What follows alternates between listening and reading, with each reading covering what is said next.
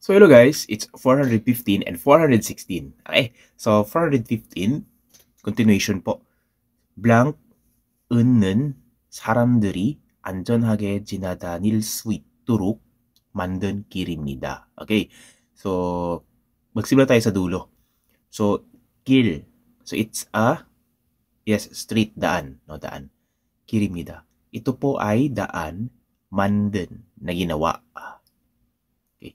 을 수 있도록, it means para maka. Okay. So that you can. Okay, that's the thought. In order, blank. Ganun. So that you can jinadanida. To pass by. Ganun. Para makadaan. So, para makadaan, 안전하게, okay, 안전하게, safely, ang mga tao. Ano ito, guys? No? Safety na daan. That's the thought dito. Okay. Yes. It refers to, ano yun, guys? Okay, so suppose hindi nyo alam itong ibang choices dito. Pero I think, guys, alam nyo dapat kasi napaka-basic ng 교육. Okay? At saka, 점검. Okay. So, ano kaya yung tamang sagot, guys? So, isa-isahin natin siya. So, 안전, 통로. Okay, so, yung pagbasa niya, yung spelling niya is 통로. Okay? 통로. But you have to pronounce it naturally as 통로. Okay? 통로. Yung lier, magiging niyan. Okay? Kasi, when iyong followed by lier, magiging niyan yung sound niya. Okay? Sa sound assimilation rule. Okay? Consonant assimilation rule. Okay? So, 안전 통로. Okay? 통로. 안전 통로 is safety passage, safety pathway, safety street, ganun. So, ito yung tamang sagot, guys, no? 안전 통로에서 안전하게 지나다닐 수 있습니다. Okay, so you can pass by safely sa 안전 통로, safety passage. Okay, 1번 yung tamang sagot natin dito, guys. 안전 점검, yes, safety inspection. Okay, 언제 해요? 언제 합니까? 네, 기계를 작동하기 전에 안전 점검을 해야 합니다. Okay, so before you operate the machine, you have to check the safety first. No, kung okay pa ba yung chain, yung kadena, gumagana pa ba yan, or wala bang mga dapat palitan. So you have to check before you operate. So sa company namin, guys, meron kaming tinatawag na 정비 날. Okay, so maintenance day.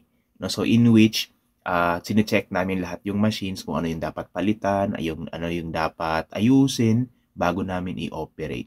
Okay? So, ewan ko lang sa iba, pero sa amin, meron kaming ganon. Okay. 안전 수칙. Okay, so 안전 수칙. 수칙 is rule, safety rules. Okay, so 안전 수칙을 지켜야 합니다. So you have to follow the safety rules. Okay, 일을 할 때 안전 수칙을 반드시 지켜야 합니다. Okay, so you have to follow the safety rules when you work. Okay, 안전 교육. Ito, guys, safety 교육 training. Okay, so it is also part of the law dito sa Korea, guys, na each company should conduct 안전 교육. Okay, so I think every month. Kasi sa amin, guys, meron kaming safety training dito sa aming company. So, Tashyambon, ang sagot natin dito is number 1. Okay? 416. Okay. Ito medyo mahaba, guys. No? Okay. So, sa mga previous natin na napagdaanan, guys, so gamitin natin ito ng keyword. Okay? So, by the way, dito sa 415, yung key dito is kill, no? Street. Okay, so street buys. If alam niyo po yung kill and also yung 통로, if alam niyo po yung dalawa, they are related. Okay, street and passage. Okay, so you can get the hint na ito yung tamang sagot number 1. Okay, however, dito sa 416, sorry, medyo mahaba siya. But, napagdaanan natin sa previous yung mga yes, yung ibang nasa choices, di ba? 안전화. Okay? Ano nga yun? Yes, safety shoes. Okay, so related word dapat foot, ganun. So, may nakita ka bang pal dyan, guys? Wala, di ba? So, 없습니다. 그래서 2번이 틀릴 가능성이 높습니다. Mataas yung chance na mali siya. Okay? So, leave natin yung number 2. 부안면. Okay, 부안면. Ano nga yung ano niya, guys? Meaning yan? Yes, safety mask. Okay, so pag 부안면, ano nga yung key na dapat nating makita sa sentence? Yes, 얼굴. Okay, so 얼굴. 얼굴을 보호해주는 도구입니다. Okay, tool that protects your face. walang 얼굴. 없죠? Okay, 없습니다. wala. So therefore, number 4, 틀릴 가능성이 높습니다. 4번도 틀릴 가능성이 높습니다. So mataas yung chance na mali din siya.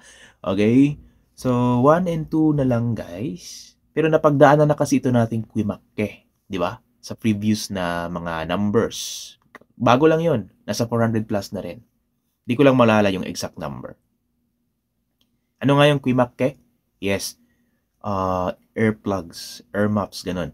So, nilalagay siya sa tenga, guys, kapag maingay yung paligid. Especially pag nasa working place tayo, maingay yung mga makina. Sobrang ingay. So, that is why nilalagay siya para ma-lessen yung ingay. Kasi in the long run, may effect sa atin yan. Lalo na pagtatanda na tayo, doon nag-i-effect, doon na-apektuhan yung hearing ability natin. Di ba minsan sa mga matatanda, nabibingi? Okay, it's because maaari na nung bata pa sila, nung nasa edad pa sila ng mga 30s, 20s, ganun, is exposed sila sa maiingay na lugar. Sobrang ingay na lugar. Okay? So, kuimakke. Ano dapat makita natin? Kui. Ano pa? Suri. Kige suri. Shimada. Ganun yung mga related word na dapat makita mo na related kay kuimakke. Okay, merong kige suri, guys. Ito. Diba? Tapos may 시끄러운 from the verb 시끄럽다. Okay, descriptive verb. 시끄럽다 means yes, noisy. So, number 3, yung tamang sagot. Yan lang yung mga key dyan, guys. Kasi sa tools talaga, guys, ito hindi man lahat nadadala sa keyword, pero I'm pretty sure when it comes to the tools, talagang makukuha mo yung sagot using keyword. Basta alam mo lang yung related word sa kanya. Yes, number 3. 3번 yung tamang sagot dito, guys. Even though without knowing number 1 kung ano ba yan, pero alam mo kung ano yung number 3 at yung mga related words sa kanya like that, is makukuha mo na yung tamang sagot. Okay? Hindi natin binasa lahat, pero nakuha natin yung tamang sagot. Kasi it's tools. And when it comes to tools, again, you can get it by keyword. Okay? So, 시끄러운 소리가 나는 곳에서, so, in the place daw na malakas ang ingay, okay, ganon, maingay, 시끄러운 소리. Okay, noise that is noisy. Yun po yung thought yan. 오랫동안 일을 하면 쉽게 피곤해지고, so 쉽게 피곤해지고, 피곤하다, mapagod. So madali ka daw mapagod if magtatrabaho ka daw na matagal sa lugar na maingay. That's the thought. may qui pa rin, guys, no? So, 문제가 생길 수 있습니다. So, pwede daw magkaroon ng problema. 문제가 생기다. 생기다 is to happen, to occur. Okay? Problem might occur. That's the thought. Sa tenga, 귀에. 그러므로, that is why, 기계 소리가 큰 곳에서.